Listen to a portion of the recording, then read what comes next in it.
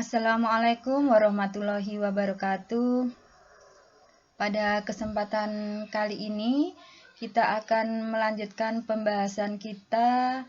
Kali ini kita akan membahas mengenai sifat biologi tanah. Biologi tanah adalah studi tentang komponen hidup dalam tanah meliputi bakteri, jamur, dan fauna tanah yang kesemuanya mempunyai peranan penting dalam proses-proses di dalam tanah. Organisme tanah dapat dikelompokkan menjadi mikroflora atau mikroorganisme tanah seperti bakteri, jamur, actinomycetes, ganggang, dan fauna tanah seperti nematoda, cacing tanah, invertebrata, dan lain-lain. Peranan utama organisme tanah adalah untuk mengubah bahan organik sehingga menjadi bentuk senyawa yang bermanfaat bagi kesuburan tanah. Organisme tanah melakukan proses pelapukan bahan organik yang memberi kontribusi pada kesehatan tanah. Organisme tanah terlibat dalam setiap aspek kualitas tanah. Di antaranya, organisme tanah berperan dalam proses pembentukan struktur tanah atau agregasi. Juga berperan dalam proses humifikasi, pencucian nitrat, siklus hara, dekomposisi, dan pengadaan atau penyediaan bahan organik dalam tanah.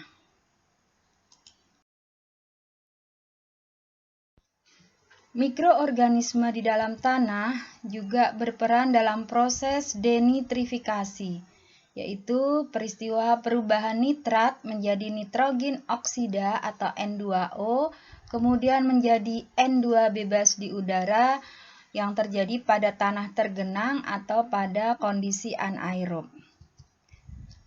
Mikroorganisme juga berperan dalam proses fiksasi nitrogen, di mana fiksasi N dapat dilakukan oleh bakteri Rhizobium bekerja sama dengan tanaman leguminosa atau bakteri non-simbiotik lain seperti Azotobacter dan yang lain-lain. Mikroorganisme dalam tanah juga berperan dalam penghasil metabolit zat pengatur tumbuh atau ZPT, antara lain giberelin dan auksin. Kemudian berperan juga dalam proses dekomposisi bahan organik, dan mikroorganisme dalam tanah juga berperan dalam pelarut senyawa fosfat yang tadinya dalam bentuk tidak larut menjadi bentuk yang larut, di mana hal ini dilakukan oleh bakteri atau jamur pelarut fosfat. Pada pembahasan kita kali ini, kita tidak akan membahas semua mikroorganisme dan fauna tanah. Hanya beberapa mikroorganisme dan fauna tanah yang akan kita pilih dalam pembahasan kita kali ini.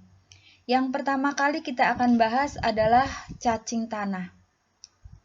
Cacing tanah, sebagaimana kita ketahui, berperan penting dalam meningkatkan kesuburan tanah.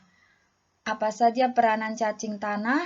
Yang pertama, kotoran cacing dapat meningkatkan kadar NPK dari tanah yang dihuninya. Sebagaimana kita ketahui, cacing tanah makannya bahan organik. Bahan organik terdiri dari sisa-sisa daun, batang, ranting yang tentunya mengandung unsur NPK yang tinggi juga. Sehingga kotoran cacing atau kocing tentunya akan mengandung kadar NPK. Selain kocing atau kotoran cacing, kita juga mengenal adanya kascing atau bekas cacing, yaitu merupakan bekas budidaya cacing tanah. Sedangkan kocing atau kotoran cacing merupakan kotoran cacing murni. Peranan cacing tanah yang kedua, mempercepat pelapukan sisa-sisa tanaman. Sebagaimana tadi sudah kita singgung bahwa cacing tanah makanannya bahan organik, sehingga dengan memakan sisa-sisa tanaman, maka Cacing tanah berperan dalam mempercepat pelapukan sisa-sisa tanaman. Peranan cacing yang berikutnya, cacing, sebagaimana kita ketahui, cacing tanah itu bergerak naik turun di dalam tanah. Sehingga dengan gerakannya yang naik turun, maka cacing tanah akan membuat lorong-lorong atau rongga-rongga. Dengan dibentuknya lorong-lorong di dalam tanah, maka akan memungkinkan udara sehat masuk ke dalam tanah dan kelebihan zat CO2 di dalam tanah akan dikeluarkan. Selain itu, peranan cacing tanah yang berikutnya, rongga-rongga yang dihasilkan dari gerakan cacing tanah tersebut dapat menyebabkan peningkatan daya serap air di dalam tanah. Oleh karena itu, dengan peningkatan daya serap air di dalam tanah, maka cacing juga berperan mengurangi erosi tanah. Mikroorganisme di dalam tanah yang berperan penting dalam meningkatkan kesuburan tanah adalah mikroorganisme yang dapat membantu dalam proses fiksasi N bebas di udara. Mikroorganisme yang berperan dalam proses fiksasi nitrogen itu ada yang bersimbiosis dan ada yang tidak bersimbiosis. Yang tidak bersimbiosis misalkan Azotobacter, Clostridium, Bacillus, Rhodospirillum, Chlorobium, Cyanobacteria, dan lain-lain. Dan populasi bakteri ini biasanya banyak ditemukan di daerah rhizosfer atau daerah perakaran. Dalam hal ini, tidak bersimbiosis artinya bahwa mikroorganisme tersebut mampu menfiksasi N di udara tanpa memerlukan tanaman inang. Nah, sedangkan yang bersimbiosis dibedakan lagi menjadi dua. Yang pertama, mikroorganismenya bersimbiosis dengan selain leguminosa atau dengan selain tanaman kacang-kacangan. Contohnya adalah Cyanobacteria bersimbiosis dengan paku Anabaena. Kemudian yang kedua, mikroorganismenya bersimbiosis dengan tanaman leguminosa atau tanaman kacang-kacangan.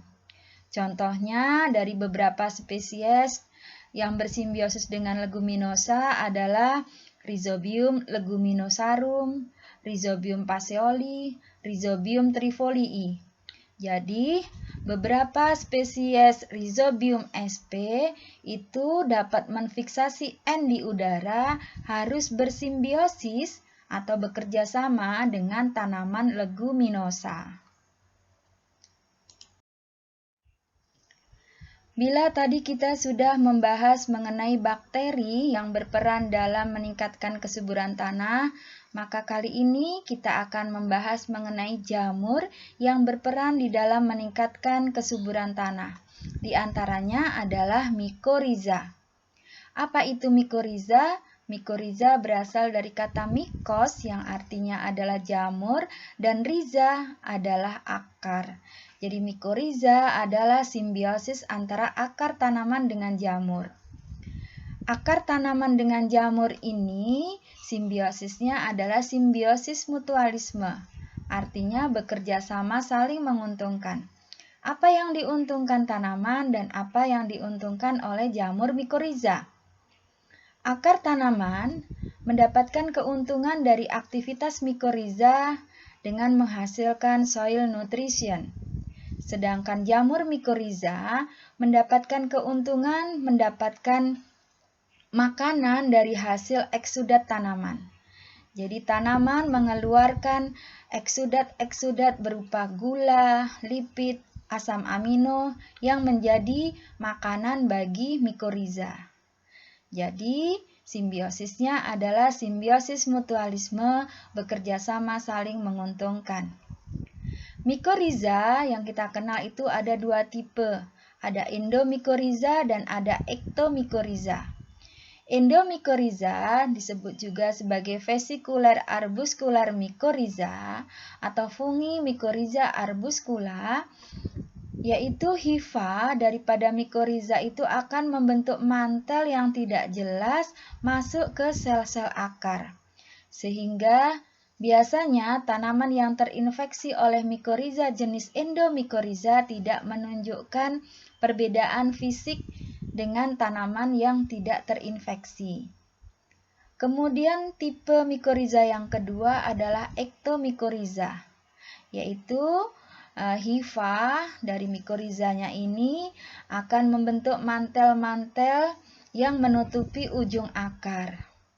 Dan biasanya tanaman yang terinfeksi oleh mikoriza jenis ektomikoriza biasanya akan terlihat akar-akar yang diselimuti oleh mantel-mantel hifa yang dihasilkan dari jamur mikoriza. Apa saja peranan mikoriza? Peranan mikoriza diantaranya yang pertama meningkatkan penyerapan unsur hara P. Sebagaimana kita ketahui, pada tanah masam, P itu berada dalam bentuk yang tidak larut karena terfiksasi oleh Al, membentuk AlP, dan terfiksasi oleh Fe, membentuk ikatan FeP, sehingga P tidak dapat diserap oleh tanaman. Nah, aktivitas mikoriza itu akan menghasilkan enzim fosfatase yang mampu melepaskan ikatan P dari AlP dan FeP tadi, sehingga P menjadi bentuk yang larut dan dapat diserap oleh tanaman. Kemudian peranan mikoriza yang kedua, tanaman yang terinfeksi mikoriza biasanya lebih tahan terhadap serangan patogen. Mengapa demikian? Karena sebagaimana tadi sudah kita singgung bahwa mikoriza adalah jamur. Jamur berarti menghasilkan hifa. Nah, hifa-hifa yang dihasilkan dari mikoriza akan menyelimuti akar tanaman sehingga patogen tidak mampu menyerang atau melukai akar tanaman. Kemudian juga kenapa tanaman yang terinfeksi mikoriza lebih tahan terhadap serangan patogen? Karena mikoriza dalam aktivitasnya menghasilkan antibiotik yang tidak disukai oleh patogen. Kemudian juga tanaman yang terinfeksi mikoriza akan tahan terhadap serangan patogen karena mikoriza bersimbiosis dengan tanaman di mana mikoriza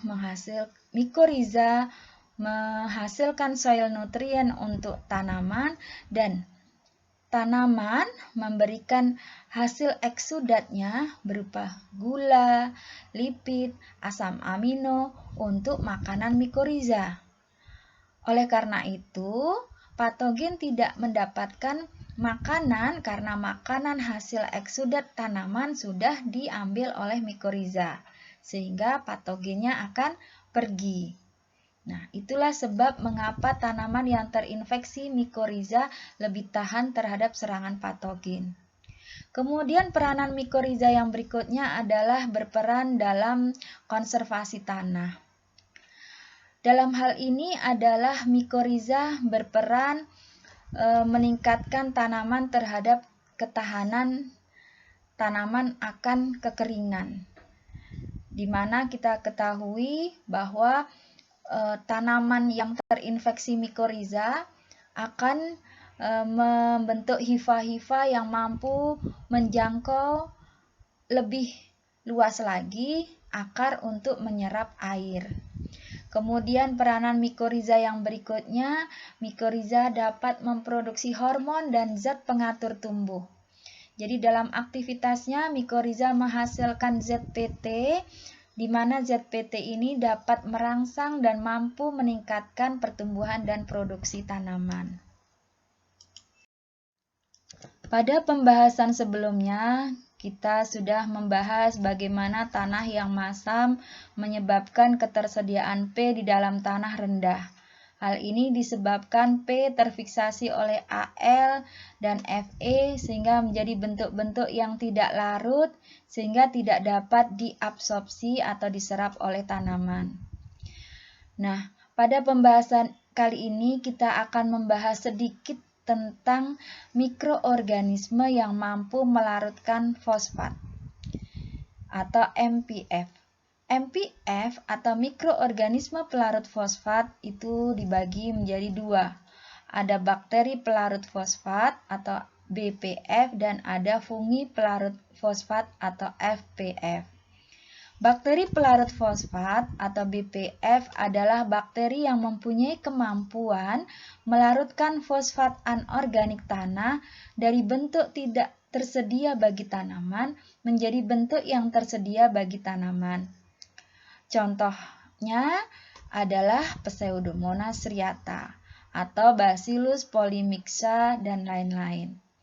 Sedangkan FPF atau fungi pelarut fosfat adalah fungi yang mempunyai kemampuan melarutkan fosfat anorganik tanah dari bentuk tidak tersedia bagi tanaman menjadi bentuk yang tersedia bagi tanaman. Contohnya adalah Penicillium, Aspergillus niger, dan lain-lain.